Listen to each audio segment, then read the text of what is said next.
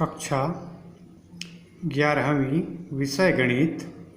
आज चलते हैं अध्याय 5 सम्मिश्र संख्याएं और द्विघात समीकरण। सम्मिश्र संख्या क्या है? सम्मिश्र संख्या और द्विघात समीकरण। जैसे आपको मालूम है, प्रारंभ से हम जान रहे हैं कि संख्या पद्धति में कि प्राकृत संख्याएं क्या होती है। जैसे गिनती की जो संख्याएं होती है n बराबर नेचुरल नंबर 1 2 3 4 5 6 7 8 9 गिनती की संख्याएं प्राकृत संख्याएं। यदि गिनती के बाद आता है पूर्णांक संख्याएं, तो जितने भी शून्य सहित जितने भी धनात्मक और ऋणात्मक संख्याएं हैं ये पूर्णांक संख्याएं। परमेय संख्याएं जिसको हम p/q के रूप में लिख सकते हैं, अंश और हर के रूप में, या भाज्य संख्याएं जो स्वयं से ही केवल भाग जाती है। ये सभी संख्याएं जो है ऐसी है, इनका वर्ग जो होता है सदैव ही धनात्मक होता है। प्राकृत संख्या लिया जाए, पूर्णांक संख्या, परमेय संख्या, अभाज्य संख्या, किसी का भी यदि हम वर्ग करते हैं तो वर्ग सदैव धनात्मक होता है। अब हम एक कथन पे मान के चलते हैं। अब माना कि एक कथन है x² धन a² बराबर 0। x² बराबर पक्षांतर करने पर -a², या x² बराबर -1 को बाहर कर दिया a², या x बराबर वर्ग को हटा दिया गया तो धन ऋण वर्गमूल -1 इंटू a। एक का वर्गमूल लग गया और a² का वर्गमूल a। इसको मानते हैं ये समीकरण नंबर 1 और समीकरण नंबर 2। एक से स्पष्ट है कि x ऐसी संख्या है जिसका वर्ग ऋणात्मक है। x ऐसी संख्या है जिसका वर्ग ऋणात्मक है। अर्थात एक गणितज्ञ है यूलर ने वर्गमूल 1 को ग्रीक अक्षर आयोटा के i से निरूपित कर समीकरण 2 को इस प्रकार स्पष्ट किया। x बराबर ±ia।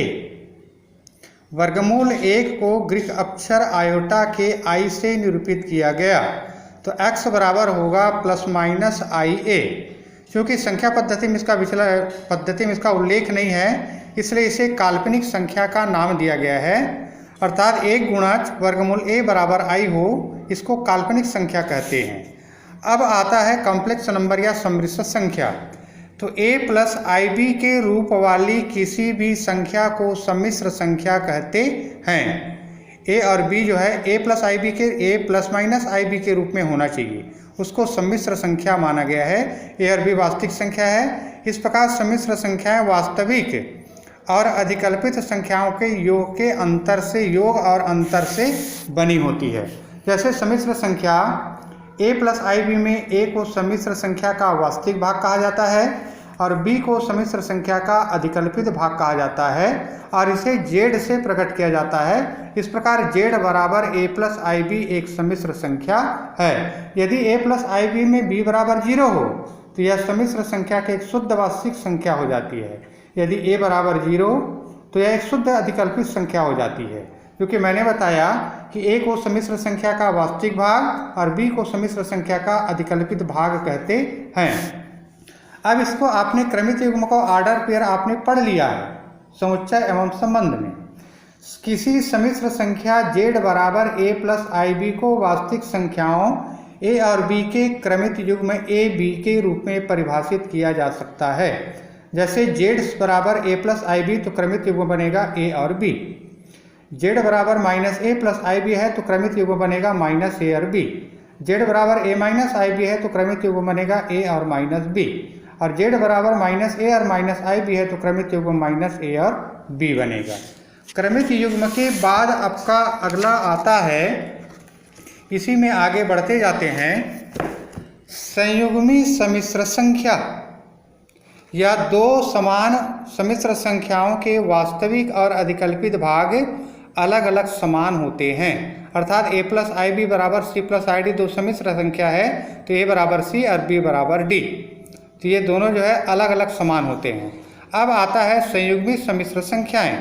किसी सम्मिश्र संख्या के काल्पनिक भाग को विपरीत चिन्ह से प्रदर्शित कर दी जाए, काल्पनिक भाग को, तो वह दी गई संख्या की संयुग्मी सम्मिश्र संख्या कहलाती है।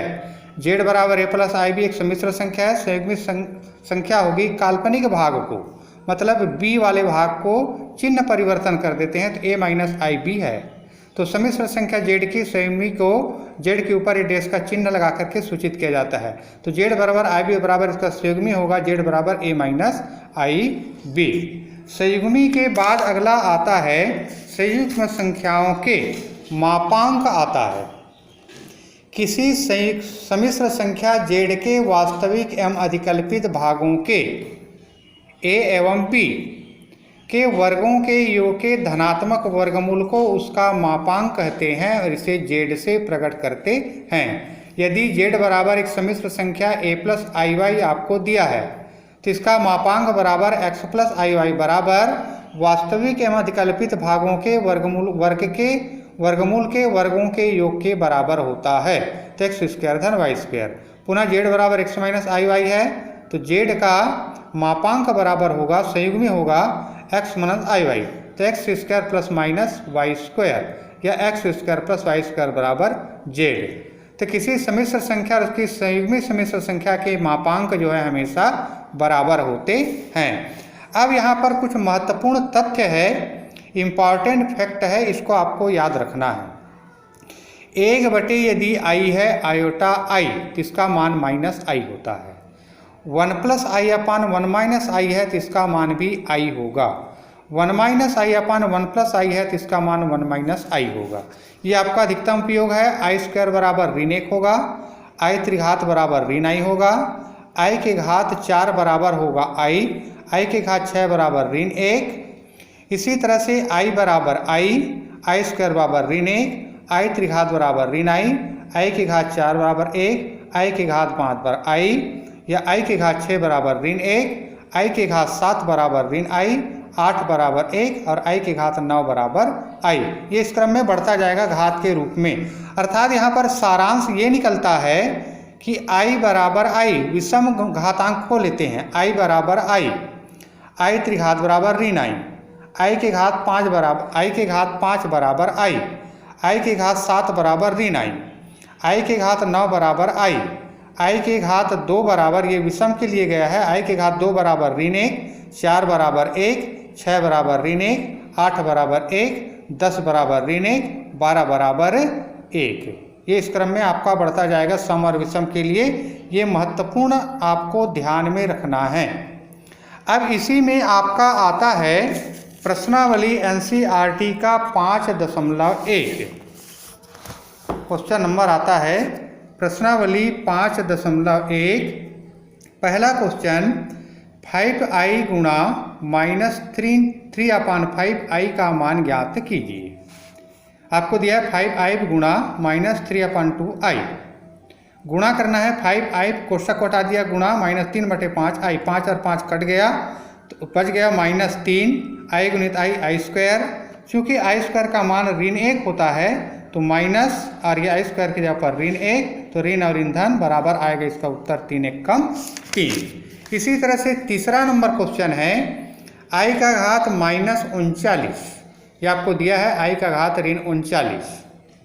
क्योंकि हमको मालूम है a के घात ऋण n बराबर 1/a के घात n, तो ऋणात्मक घातांक नीचे आके धनात्मक हो गया। 39 को हमने तोड़ दिया, आई के घात 4 का घात 9, 9 चौक 36 गुणित 3 घातांक नियम से। अब आई के घात 4 बराबर 1 और आई के घात 3 बराबर ऋण 1, तो आई के घात 4 का मान 1 का घात 9 हो गया और आई के घात 3 का मान ऋण आई, तो ये ऋण आई हो गया। तो इसका मान 1 हुआ, 1/-i, या इसको ऊपर जाएंगे तो बराबर हो जाएगा i। चौथा क्वेश्चन पुनः लेके चलते हैं। 3 धन ब्रैकेट में 7 धन 7i धन i गुना 7 धन 7i को a प्लस ib सम्मिश्र संख्या के रूप में व्यक्त कीजिए। इस रूप में आपको लाना है। 3 गुना ब्रैकेट में 7 धन 7i, i गुना 7 धन 7i। गुणा करते जाइए, 3 गुनी 7 7 21, 3 7 21i, i के गुना 7 के साथ 7i, i का गुना 7i के साथ 7i स्क्वायर। क्योंकि i स्क्वायर बराबर ऋण 1, 21 और 7 28i, 7 गुणित ऋण 1 तो 21 धन 28i ऋण 7, 21 में 7 को घटाएंगे तो 14, 21 ऋण 7 बराबर 14 धन 28i। ये इनका आंसर आएगा। a प्लस आई बी के रूप में व्यक्त कीजिए। एक क्वेश्चन और लेके चलते हैं। 6वां नंबर, 1/5 धन 2i/5 ऋण 4 धन 5i/2 को a प्लस ib के रूप में व्यक्त कीजिए। आपको दिया है 1/5 धन 2i/5 ब्रैकेट क्लोज माइनस 4 धन 5i/2। 1/5 धन 2i ब्रैकेट हटा दिया गया -4 माइनस 5i/2। 1/5 ऋण 4 को पहले लिख देता हूँ 4/1 धन 2i ऋण 5i/2। ये दोनों को 1 और 5 का लघुत्तम 5, 5 का गुना 4 के साथ 4 पंचे 20, 1 का गुना 1 के साथ 1, 1 ऋण 20/5। 5 और 2 का लघुत्तम 10, यहाँ हो जाएगा 2 का गुना 5 दूनी 10 और यहाँ हो जाएगा 5 का गुना 2 पंचे 10, तो 4i ऋण 25i। तो ये हो गया ऋण 19/5 धन -21i/10। अब 5 और 10 का लघुत्तम 10, 2 का गुना होगा 5 गुनी 2 तो 19 दूनी 38 -21i/10 -38/10 और -21i/10। ये a प्लस ib के रूप में हुआ इनका, a प्लस ib के रूप में व्यक्त करना।